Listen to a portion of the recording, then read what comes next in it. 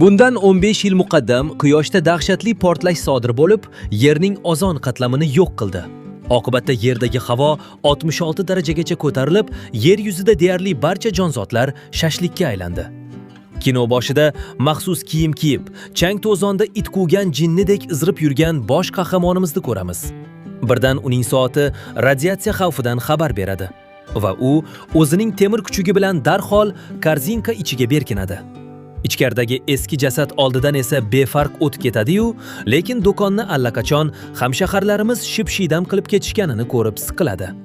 Omadini qarangki, u yerdan 1-2 quti it ovqati topadi. Keyin devorga "Miss Des Billy" deb esdalik chizadi-da, o'zining yuk mashinasiga o'tirib, yoshlikdagi kompyuter o'yinini eslab, mazza qilib shahar aylanib ketadi. Shu payt yana soati vovullab, uzoqdan dahshatli chang bo'roni kelayotganini ko'rsatadi. Qahramonimiz mashinani gazini oxirigacha bosadi va arang o'zining bazasiga yetib oladi. Bu amakining ismi Samandar. U ilgari robot zavodida muhandis bo'lgan. Hozir ham o'sha eski zavodda iti va bitta yordamchi temir tersagi bilan kvartirant turadi. Uyga kelgach, itining qornini to'ydirib, darhol laboratoriyaga o'tadi-da, muhim kitoblarni skanerlashga tushadi. Samandar odamga o'xshash baquvvat robot yasayotgan edi. Chunki amakimiz og'ir kasal va o'zining yaroqlilik muddati tugayotganini biladi. U orzusiga yetib, bir kuni robotni tayyor qiladi va mo'jizani qarangki, temir bo'lak gapira boshlaydi. Samandar xursandligidan itiga qarab, "Suyunchi ber, senga yangi o'rtoq topdim" deydi. Keyin robotni imtihon qilib muhim savollar beradi. Robot o'zida 4 ta qoida borligini, birinchisi odamzodga zarar yetkazmaslik va uni har qanday balodan himoya qilish ekanini bamisoli a'lochi talabadek tushuntirib beradi. Samandar, "Bo'pti, endi menga 4-qoidani aytchi" deydi. Robot agar Samandar o'lib netib qolsa, kuchukni jonidan ortiq asrashini va unga biror narsa bo'lsa, o'zidan ko'rishini boplab tushuntiradi. Eng dahshatli va muhim qoida ham aynan shu edi. Endi gap qiziyotganda qishlog'imizda svet o'chib qoladi.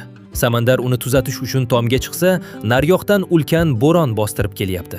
U shoshib pastga tushadi-da, robotni kompyuterga ulab, "Tez ob-havoni tekshir" deydi. Robot esa bo'ron yaqin 24 soatda yetib kelishini va u roppa-rosa 40 kun davom etishini aytib, Samandarning yuragiga g'ulg'ula soladi. Bu yerda qolishsa, hammalari tamom bo'lishi aniq edi.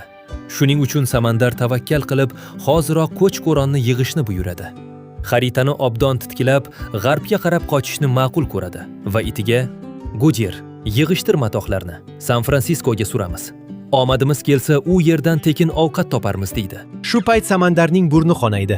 Bu uning batareykasi tugayotganidan darak edi.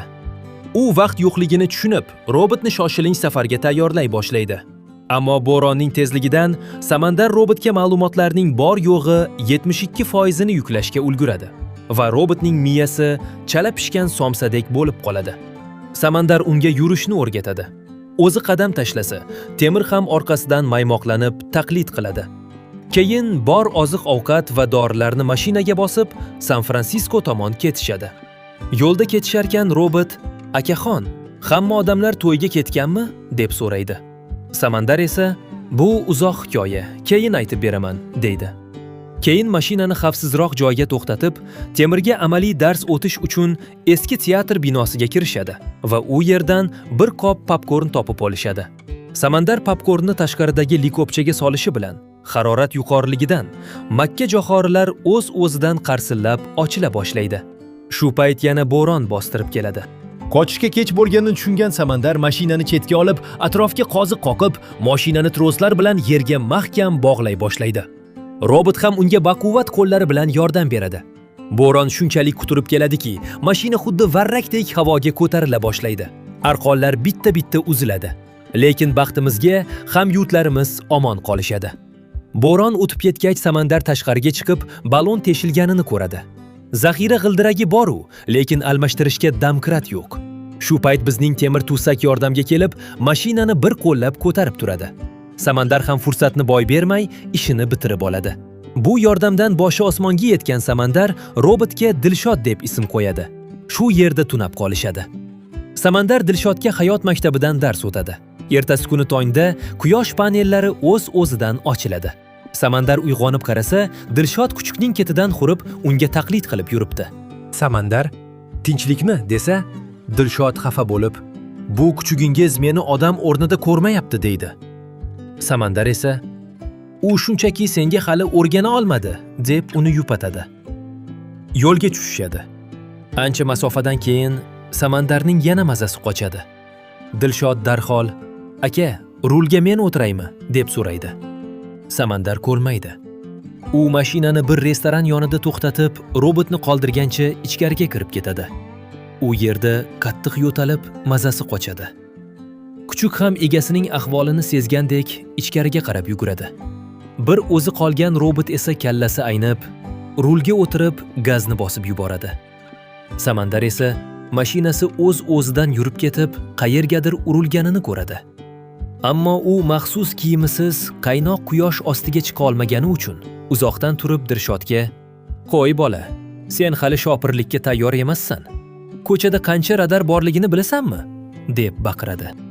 Lekin bu gugurt quti gapni tushunmasdan mashinani orqaga olib, keyin yana bir marta gursillatib uradi. Buni ko'rib Samandarning tepa sochi tikka bo'ldi.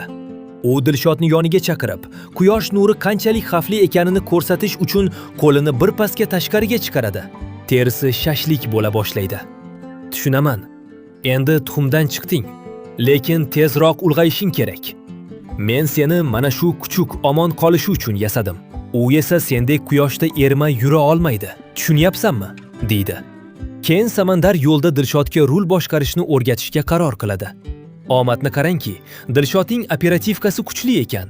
Hamma qoidalarni tezda ilib olib, mashina haydashni boplab o'rganadi. Buni ko'rib Samandarning ko'ngli joyiga tushadi. Kechasi bir joyda to'xtab, olov yoqib o'tirishadi. Samandar o'tmishni eslab, xo'rsinib qo'yadi. "Qara, osmon go'zalligini. Buni ko'rish uchun endi Alyaskaga borib yurish shart emas." Shu payt Dilshod o'zbekcha topag'onlik bilan so'rab qoladi. "Aka, quyosh bunchalik kuydirsa, nega faqat kechasi yuravermaymiz?" deb so'radi. Samandar tushuntiradi. Uka, tunda ko'chaga chiqish juda xavfli. Omon qolgan ba'zi shovvozlar kechasi ovga chiqishadi. Kunduzi yashirinib, tun tushishi bilan odamlarga hujum qilib, bor budini, oziq-ovqatini shilib ketishadi. Xullas, bu zamonda hech kimga ishonch yo'q. Tashqarida havo soviy boshlagach, Samandar mashinaga kirib uxlaydi. Dilshod esa olov yonida o'yga tolib o'tiraveradi. Ertasi kuni tongda mashina ichidan qattiq yo'tal eshitiladi. Dilshod yugurib kirsa, Samandarning ahvoli dabdala. Robot uning peshonasiga nam latta qo'ydi va rulga o'tirib gazni bosadi. Ko'p o'tmay kimsasiz bir shaharga yetib kelishadi. Dilshod mashinani to'xtatib qarasa, Samandar behushdek qattiq uxlab yotibdi. U temir kuchukni olib, dori-darmon va issiq kiyim qidirib shifoxonaga yo'l oladi. Bu orada Samandar ko'zini ochib, robot do'stlari yo'qolganini ko'radi va ularni qidirishga tushadi.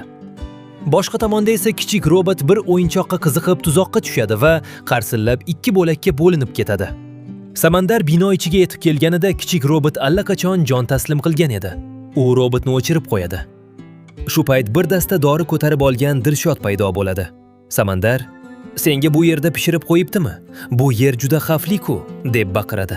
Ikkalasi shoshib binodan chiqadi va quyonni surishadi. Aynan o'sha soniyalarda ortda begona bitta mashina ham o't oladi. Kimdir ularni nishonga olgan edi. Samandar har ehtimolga qarshi qurolini taxt qilib qo'yadi. Tunda esa yon oynaga ko'zi tushib, yuragi orqasiga tortib ketadi. Bitta mashina ularni quvib kelyapti. Samandar asabiylashganidan mashinani katta yo'ldan chetga buradi va ko'prikning tagiga yashirmoqchi bo'ladi. Lekin mashina tiqilib qoladi va tepasidagi quyosh panellari sinib ketadi. Samandarning qo'l oyog'i qaltirab, "Tamom bo'lay" deydi. Shu payt baquvvat Dilshod pastga tushadi-da, mashinani bir itarib, ko'prikning eng qorong'i joyiga tiqib qo'yadi. Orqadan quvib kelgan shovvozlar esa ularni payqamay o'tib ketishadi. Xavf ortda qolgach, Samandar tashqariga chiqib, dabdana bo'lgan panellarni ko'rib o'z holiga achinadi. U Dilshodga, "Bo'ldi. Endi San-Fransiskoni tushunda ko'rasan. Mashina zaryad olmaydi", deydi. Dilshod esa, "Aka, sirazu tushkunlikka tushmang. Men sizga ishonaman. O'sha joyga albatta yetib boramiz", deb tasalli beradi. Shundan so'ng Samandar unga o'tmishdagi dahshatli voqeani aytib beradi. Quyosh yer yuzini kuydirishni boshlaganda, odamlar yashab qolish uchun bir-birini shilishga, talon-taroj qilishga o'tdi. Men ham o'shanda oziq-ovqat ilinjida bitta katta savdo markaziga kirgandim. Shu payt 9 yoshli qizaloq onasi bilan keldi. Qo'lida quroli ham bor edi. Qo'rqqanimdan tusha qilib qo'yay dedim. Keyin yana bir odam kelib ularning ovqatini tortib olmoqchi bo'ldi. Ular qarshilik bildirgani uchun ikkalasini ham otib tashladi. Ular tinchiganidan keyin qizchaning sumkasidan ovoz eshitildi. Ochib qarasam, ichida kichkina qo'g'irchoq turibdi. Ochlik odamlarni yirtqichga aylantirgan edi. Men esa qo'rqoqdek buni tomosha qilib turdim. Bu dahshatli hikoyani eshitib, robotning video kartasi qotib qoladi. Ular tongda yana yo'lga tushadi. Dilshod eski otkritkalarni titkilab o'qiydi. Shu payt mashina oynasiga kapalak kelib uriladi. Dilshod hayron bo'ladi. Samandar esa shoshib qo'lini oynadan chiqaradi. Mo'jizani qarangki, terisi umuman kuymaydi. Quyoshning zararli nurlari bu yerga yetib kelmagan ekan. U go'yo qayta tug'ilgandek xursand bo'lib, mashinadan tashqariga otilib chiqadi. Yana bir kapalak uchib kelib, uning qo'liga qo'nadi. Samandar bu hudud 100% xavfsiz ekanligini, ob-havo ham joyiga tushganini anglaydi. U darhol o'zining eng chiroyli kiyimlarini kiyib, ochiq havoda chodir tikadi va mazzali taomlarni yeb, go'yoki toqqa chiqqandek dam oladi. Shu payt Dilshod xatlarni ko'rib, "Aka, menga bu ko'prik rasmini amakim yuborgan deb aldagansiz. Chunki orqasida dadam deb yozilgan-ku", deydi. Samandar esa xo'rsinib, "Otam harbiy muhandis edi. Mana shunday ko'priklar qurardi. U men tug'ilmasimdan oldin ketgan va biz uchrashmaganmiz. 15 yoshga to'lganimda esa mana shu xat kelgandi. U ko'prikda kutaman degani uchun uni hayron qoldiraman deb chiroyli kostyum sotib olgandim. Lekin nasib qilmadi. Dunyoni aylanishni, shu ko'prikni ko'rishni orzu qilardim. Ammo vaqtni qo'ldan boy berdim.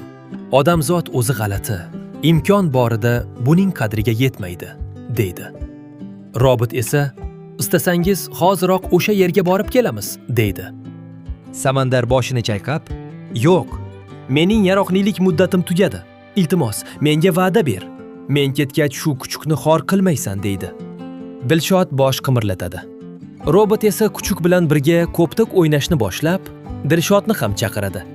Lekin kuchuk haligacha temirga ishonmay, ko'ptokni faqat Samandarga tashlab beraveradi.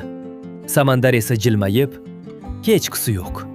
Tez orada ikkovingiz yaqin do'st bo'lib ketasizlar", deydi. Shu payt Samandar to'satdan og'ir yo'talib, ahvoli yomonlashadi. U so'nggi lahzalarni yashayotganini tushunib, Dilshod bilan xayrlashadi. Dilshod esa uni qattiq quchoqlaydi. Samandar gapirishga ham holi qolmay, mashina ichiga kiradi. U hayotining so'nggi soniyalarini sodiq kuchugi Goodyear bilan o'tkazishni xohlagandi. Uni oxirgi marta mehr bilan silab, asta-sekin abadiy hayot tomon yo'l oladi. Tashqarida ko'ch-ko'ronni yig'ishtirib yurgan Dilshod birdan ichkaridan itning g'amgin vovullaganini eshitib, Samandardan ayrilishganini anglaydi. U qahramonimizni dafn etadi. Tongda Goodyearning motam tutib o'tirganini ko'radi. Dilshod unga ovqatini beradi. Keyin esa ko'nglini ko'tarish uchun ko'ptok o'ynashga chaqiradi. Shunday qilib, temir nusxa bilan jonivor o'rtasida chinakam qadrdonlik paydo bo'ladi. Endi Dilshod rulga o'tirib San-Fransisko tomon yo'l oladi va roppa-rosa 18 soat yo'l yurib nihoyat maqsadga yetadi.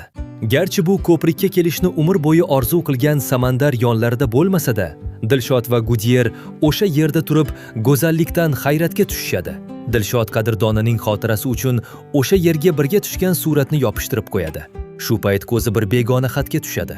Unda bir qizning ismi, manzili va "Biz omon qoldik. Kim buni o'qisa, mana shu manzilga kelsin" degan mazmundagi yozuv bor edi. Dilshod omon qolgan insonlarga qo'shilish va yangi hayot qurish ishtiyoqida Goodyear bilan o'sha manzilni qidirib yo'lga tushadi. Shu bilan juda ta'sirli filmimiz o'z nihoyasiga yetadi.